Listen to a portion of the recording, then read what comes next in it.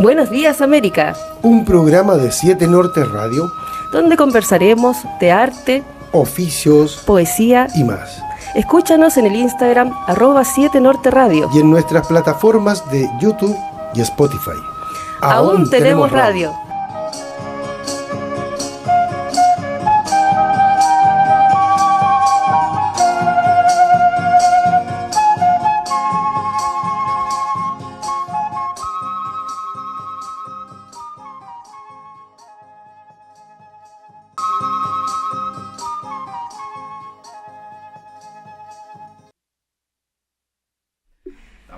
Estamos al aire. Buenas tardes. Aquí estamos nuevamente. Por Dios. Pero bueno, así estamos en nuestro querido programa Buenos Días América. Así es. Sí, en una tarde calurosa de sábado. No tanto así como otros sábados, por suerte. Pero calurosa. Pero aún así. Sí. Óyeme, hoy, en estos momentos, vamos a conversar con nuestro amigo, querido amigo, persona, amigo, don Dino Pacani. Dino Pacani es un profesor de comunicaciones, licenciado en comunicaciones social y doctor en estudios americanos, mención Pensamiento y Cultura del Instituto Ideas de la Universidad de Santiago de Chile, profesor de la Facultad de Comunicaciones e Imágenes de la Universidad de Chile, exdirector de la Escuela de Periodismo y actual, no sé si ahora todavía seguirá como senador de la Casa de Estudio de la Universidad de Chile, y entre otros libros ha publicado Sentencia Judicial, que es sobre la Operación Albania, que lo editó nuestros queridos amigos de Das Kapital. ¿Quiénes serán? En el año 2017. También están Los Necios, conversaciones con cantautores latinoamericanos, en coautoría con Reiner Canales, con la editorial LOM. Y Cuando te digan no soy primavera, lo recomiendo. G80, la generación que derrotó a Pinochet, que fue publicado por Pehuen. Pero además está este libro que se llama Palincesto, Jóvenes y Memorias de la Dictadura, que lo publicaron la Dirección de Investigación y Creación de la Universidad de Chile. También, ¿ya? Y otros libros más. Y otros libros. Sí. Y sobre todo el tema que vamos a conversar hoy día. Exacto. ¿Cuál es el tema que vamos a conversar hoy día? Sobre la comunicación del gobierno de Boric. Ahí estamos llamando a Dino. Ahí estamos llamando a Dino ahora. Que no nos contesta. Dino. Dino, ¿cómo estás? ¿Ya estoy al aire? Sí, estamos al aire. Pero más que me dije un garabato. No te preocupes, eso es en francés para nosotros. Sí. Todos los garabatos son en francés. Ah, muy bien. Ya. ¿Cómo estás, Dino, en esta tarde calurosa de Santiago? Muy bien, Jaime. Muchas gracias por la invitación, por invitarme a conversar. Todo muy bien, muy caluroso además. Bueno, estoy en un lugar donde en mi casa que trato de capear el calor, pero no es posible. No hay caso. Hay que esperar que llegue el otoño. Así es. Sí, la estación, para mí, la estación más bella es indudablemente que es el otoño, ¿no? Perfecto. Bueno, acá estamos con Tania, que tú la conoces. ¿Tienes algún conocimiento de ella? Y con por supuesto. Sí. Y Tania, tremenda trayectoria además. Fue la editorial Das Kapital, sacó un libro mío en el año 2017 en el cual le estoy eternamente agradecido, ¿no? Por ese libro. Y ahora ya estamos con nuestro compañero Perilla, que es el que nos maneja los controles y que nos tiene en el aire ahora en estos momentos. Hola Dino, buenas tardes, ¿cómo estás?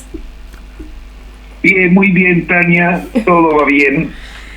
Oye, supimos que este año publicaste un libro. El año pasado. Sí. Publicaste un libro con la Universidad de Chile.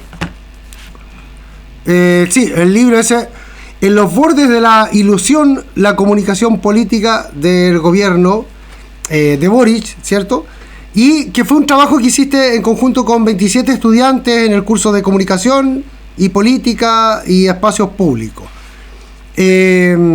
Harto revuelo ha causado tu libro, Dino. Mira, qué bueno, porque es un texto que hice en el marco del curso, que yo dicto un curso el primer semestre en la Escuela de Periodismo de la Universidad de Chile, que se llama Comunicación Política y Espacio Público, y es el resultado del trabajo de estos estudiantes, en los cuales fuimos trabajando sus textos.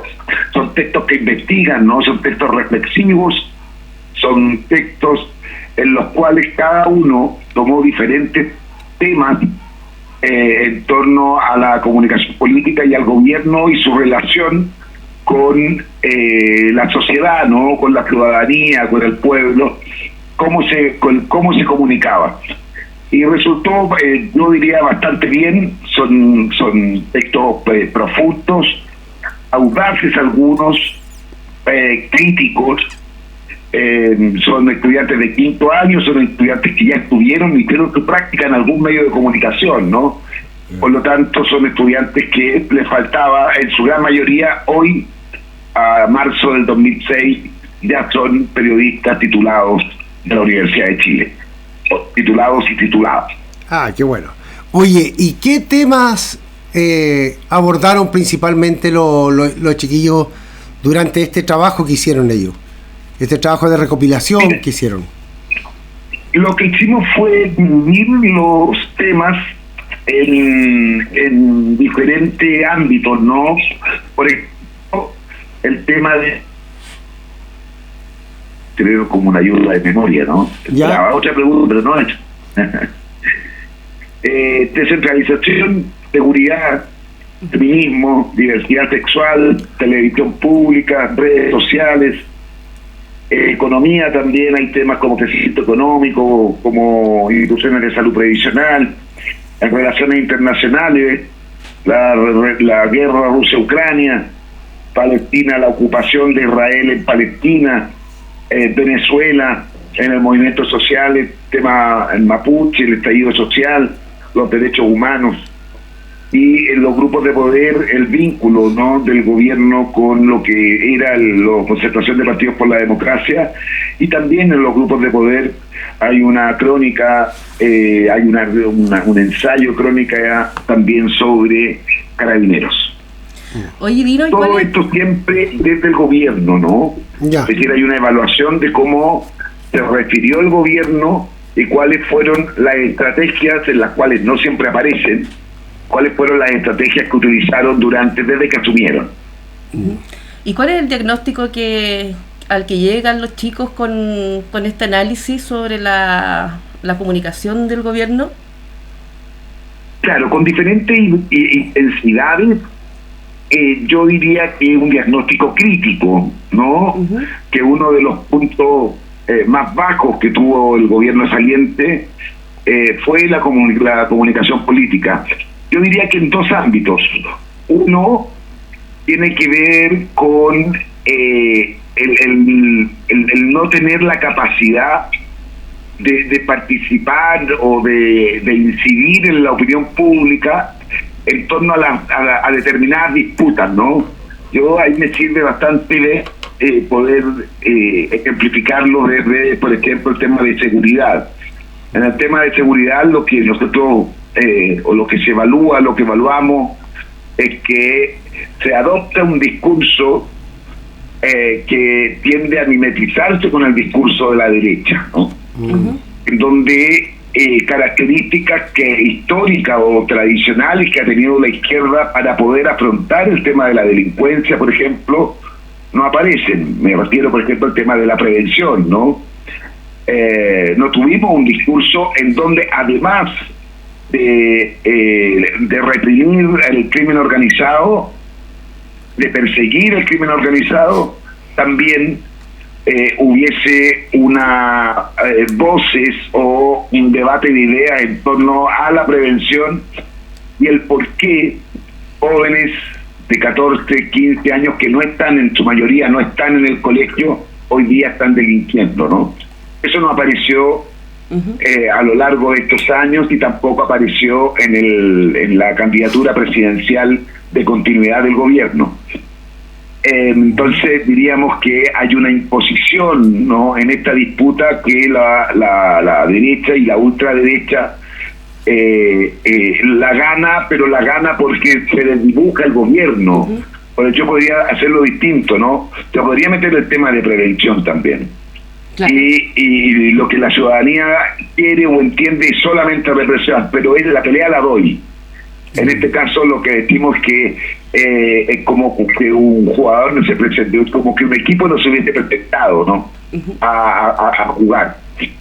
Eso por una parte, y el segundo ámbito es que incluso los avances que el gobierno pudo haber tenido no logró comunicarlos tampoco, ¿no?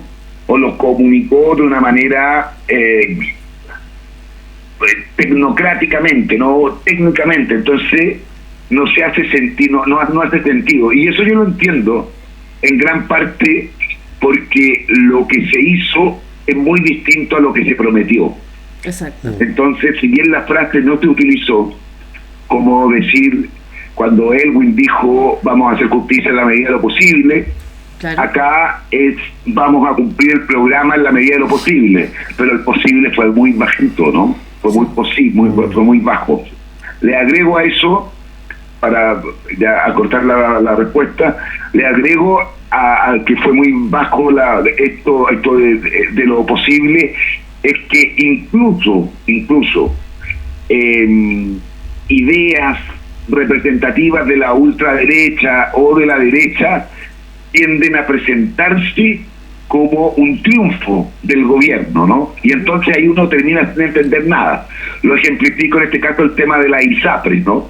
Claro. Había todo para haber castigado a la ISAPRES, y parte del proyecto era efectivamente no las ISAPRES, ¿no? Es decir, esto no significaba que no hubiese un seguro privado para salud, significaba que habían reglas públicas para salud.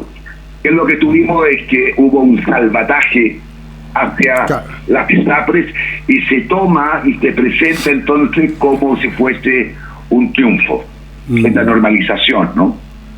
Oye, podemos decir, o se podría llegar a concluir dentro de este análisis que hacen los chiquillos, de esta recopilación de información, que la derecha en cierta forma impuso una narrativa al gobierno de Boric. Sí, absolutamente, absolutamente, ¿no? Es decir, hay una narrativa, si tú te fijas, de decir vamos a hacer un gobierno transformador, vamos a hacer el gobierno más de izquierda desde el retorno a la democracia, lo que tú tienes luego es decir, logramos administrar el gobierno, ¿no? ¿Y qué es lo que yo administro? Porque el diagnóstico no cambia. Lo que yo administro entonces es un modelo neoliberal en donde no avanzo o no tengo ninguna capacidad de poder avanzar en esas transformaciones. Por lo tanto, hay en todos los ámbitos. El ámbito, si yo lo quiero llevar al ámbito de la movilización social, por ejemplo, el capital político, qué significaba el estallido social, podemos ver lo que hubo un abandono, ¿no? Pero ahí hay un abandono de ideas, pero también hay un abandono de personas, ¿no? Porque cuando yo abandono la legitimidad de lo que fue la revuelta o el estallido social, como se quiera llamar, cuando yo abandono esa legitimidad, yo también estoy abandonando la obligación que tiene el Estado de Chile y que tenía el gobierno también de buscar justicia por las violaciones sistemáticas o generales o masivas de los derechos humanos, ¿no? Lo que tuvimos ahí fue una inacción del gobierno desde el punto de vista político, es porque aceptaron la narrativa de la ultraderecha que el estallido fue solamente pillaje y violencia, y porque con las herramientas que podían tener no fueron utilizadas, ¿no?, para poder exigir justicia. Y lo que tenemos al final es que un sujeto como Crespo, a pesar de que se dice que es culpable y hay una verdad judicial, es libre. Sí. Claro. Oye, Dino, y vimos durante este gobierno el uso de redes sociales como TikTok y Instagram, etcétera. ¿Son suficientes las redes para generar un discurso? Mira, voy a tratar, a veces no resultan las similitudes, pero voy a tratar de hacerlo, ¿no? Sí. Cuando una radio como la de ustedes pelea por funcionar, ¿no? Busca el tener escuchas y que funcione, pero lo hace para repetir lo que hace cualquiera de las radios miembros de Archie, como por ejemplo la radio, no sé, cualquier radio rock and pop, me imagino. Uno dice, ¿para qué? Claro. ¿Por qué Radio 7 Norte tiene que existir, no? Radio 7 Norte tiene que existir, y es bueno que exista porque hace algo distinto a lo que hacen estas radios masivas, porque hay voces distintas, porque aparecen otras personas. Entonces, dicho eso, es que cuando yo utilizo las redes sociales, porque no es contra las redes sociales, cuando yo utilizo las redes sociales y lo que estoy haciendo es exactamente lo que hace cualquier persona de la farándula, es exactamente lo mismo que yo hago, digo, ¿para qué quiero utilizar? Sí, esto es política, ¿no? Sí. Yo quiero hacer un cambio, yo quiero transformarlo. Entonces, está bien, hay que usar las redes sociales, pero hay que hacerlo distinto. No voy a replicar, por ejemplo, en el marco de una candidatura, el juego de la cocina, ¿no? Que tengo en mi cocina, que voy a cocinar hoy, etcétera. Ya bien, funciona, pero tiene que haber algo más. Este algo más no existió, ¿no? Lo que vimos fue un uso de las redes sociales exactamente igual a cómo podría usarlo otra organización o cómo podría usarlo una empresa, etcétera. Oye, entonces resulta absolutamente insuficiente. Jaime. Claro, sí, óyeme, ha asumido un nuevo gobierno en esta semana, ¿cierto? Y ya hemos visto, a pesar de toda la falencia que hubo desde el gobierno pasado a lo que es ahora, una diferencia en cuanto a las comunicaciones. Yo diría que un tipo de comunicaciones bastante rara, ¿cierto? Que la derecha acostumbra a hacer cosas raras. Y con todo esto que ustedes hicieron de este análisis, ¿qué te parece lo que está pasando hoy en día, con estos pocos días que llevamos de gobierno de Kast?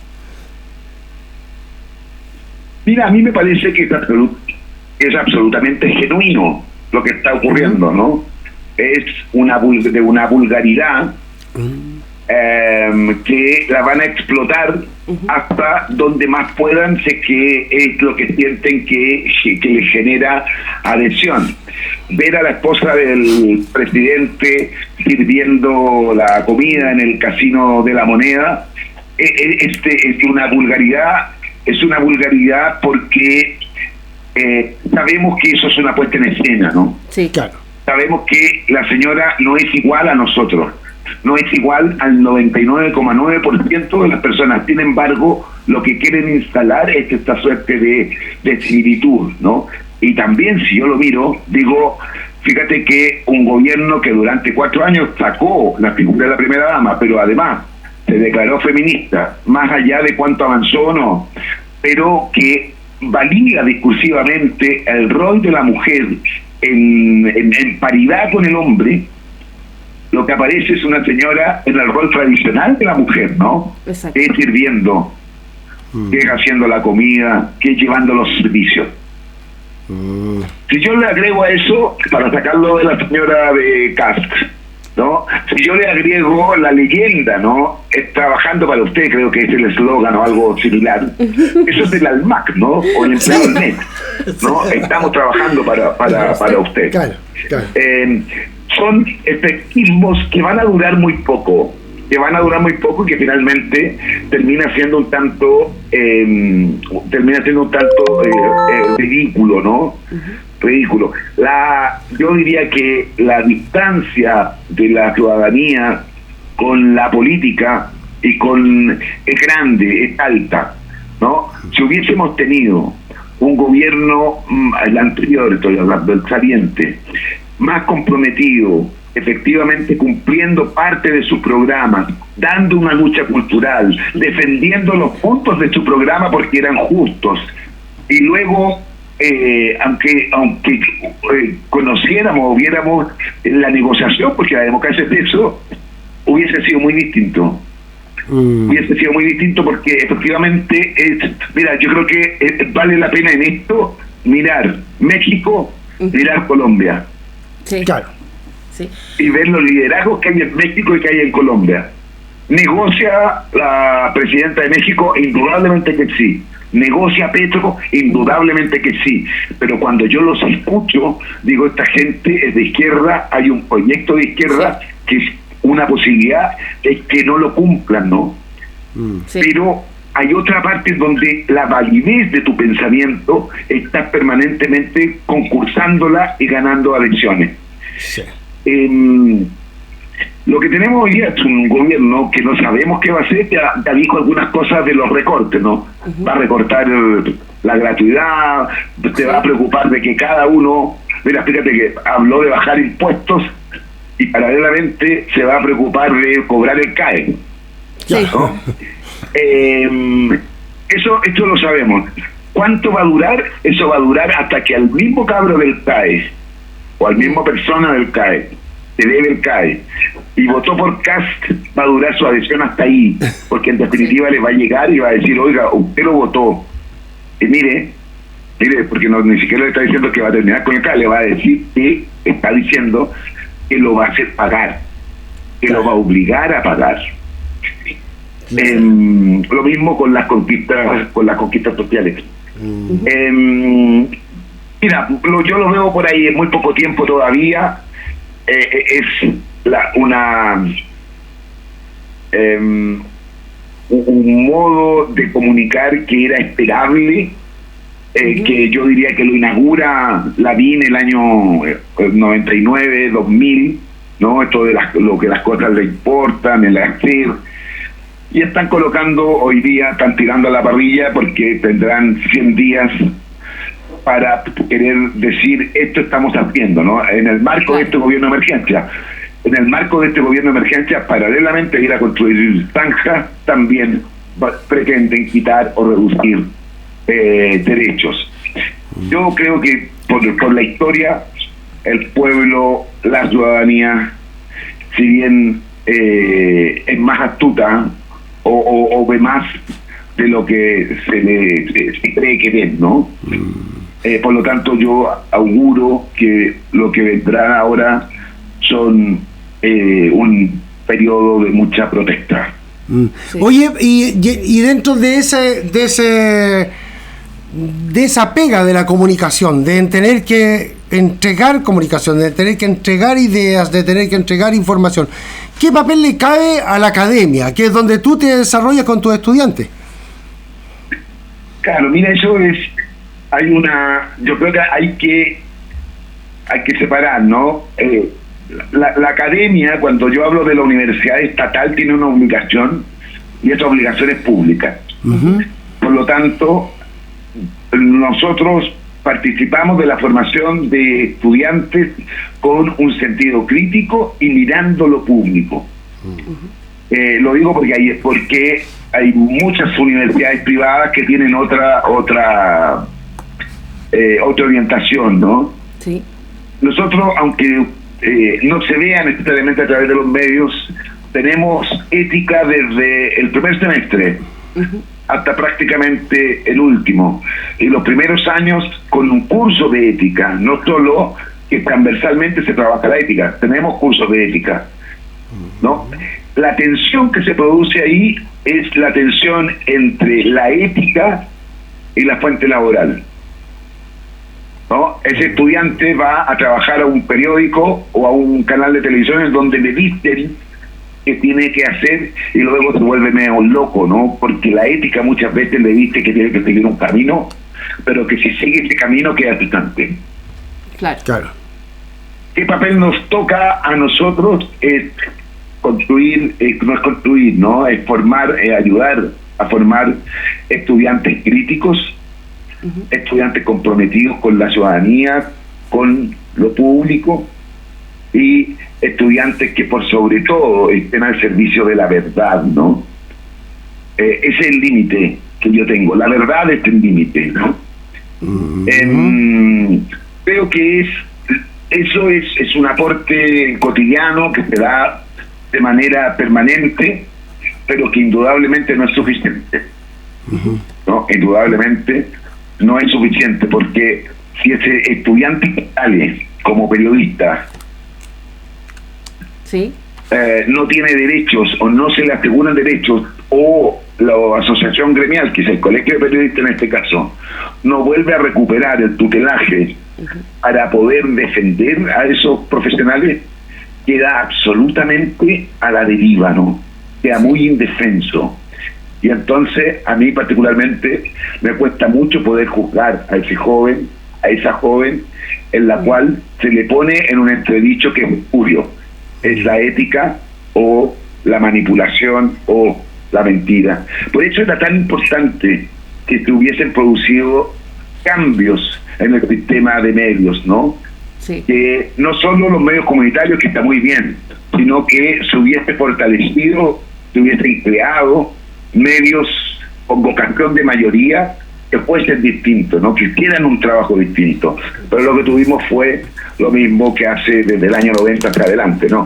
El fortalecimiento en la parte pública, en la parte escrita, del mismo duopolio de la Tercera, Ecopeta y el Mercurio, y no se le tocó prácticamente. Uno dice, bueno, ¿cómo podría haberse metido el Estado con el avisaje? Claro. Podría haber democratizado el avisaje, ¿no? No digo que no le dé, porque el Mercurio, aunque es un diario tremendamente chilpastín, ¿sí? Conspirativo, tiene derecho a existir. Yo creo que sí, que no tengo ninguna duda de que sí, o la Tercera, pero no tienen el derecho a ser los únicos periódicos posibles, y que además se sustentan y se mantienen en gran medida también por los recursos del Estado. Exacto, sí. Entonces, ¿no tenemos en Chile un sistema mediático que sea democrático? No, en absoluto. Es decir, uno puede decir, sí, usted puede decir lo que quiera, ¿no? Claro. Pero esto mismo, la radio que estamos, en la cual, que tienen ustedes y en la cual estoy en este minuto siendo entrevistado, nosotros sabemos también que los algoritmos pueden ayudarnos mucho a que esta entrevista se escuche, como también pueden opacar mucho esta entrevista, ¿no? Sí. Si yo dijera cosas en las cuales el algoritmo identifica que van contra el sistema, me puede borrar también, ¿no? Sí. Es decir, hay diversos modos en los cuales desde las redes pueden ocultarlo. Cuando yo tengo un sistema de medios en donde prácticamente hay una sola mirada del mundo que tiene esos medios de comunicación, y que por lo demás se hizo hegemónico en base a la fuerza, en base al crimen. Porque recordemos que el año 73 habían periódicos como el Clarín, como el Última Hora, en los cuales la Radio Magallanes, etcétera, las cuales fueron acalladas. Sí. No es que ni siquiera fue el mercado el que determinó que no existieran, fue la fuerza la que determinó que no existieran. Y luego lo que ha hecho el Estado es no ayudar, no colaborar, no democratizar el sistema de medios. Bueno. Así es. Oye, Dino, pucha, nos gustaría que estuvieras acá y estaríamos conversando horas y horas y horas sobre esto de las comunicaciones que tanto... En otro momento yo feliz voy. Ya, te vamos a dejar agarrado. Saliste al aire, así que salió al aire el compromiso. Oye, Dino, te queremos agradecer por este rato que pudimos ocupar de tu tiempo, ¿cierto? Para que nos hablaras tanto de tu libro como sobre las comunicaciones, que es algo muy interesante y que nos hace falta en estos tiempos. Así que nada, te quedas cordialmente invitado para la próxima, para venir hasta acá, hasta los estudios de 7 Norte Radio, y podamos conversar. Claro. Perfecto, muchas gracias, Jaime, a ti un abrazo tremendo, y lo mismo para ti, Tania, un gran abrazo y muchas gracias por considerarme, y siempre disponible para colaborar en lo que ustedes quieran. Listo, muchas gracias, Dino. Bueno, cortamos. Ok, listo. Bueno, ahí estábamos con Dino Pacani. Es muy interesante sobre esto de las comunicaciones. Es muy interesante. Y lo que nos deja es como... lo que estamos haciendo está bien. Está bien, no poder romper con la hegemonía de las comunicaciones. Sí, muy importante, ¿cierto? Sobre todo en estos tiempos que vienen, levantar las radios comunitarias. Exacto, radios comunitarias y medios alternativos de comunicación, exacto. ¿Cierto? Que no comulguen con la hegemonía. Exacto. Ni con el capitalismo. Aunque nos faltan lucas, pero bueno.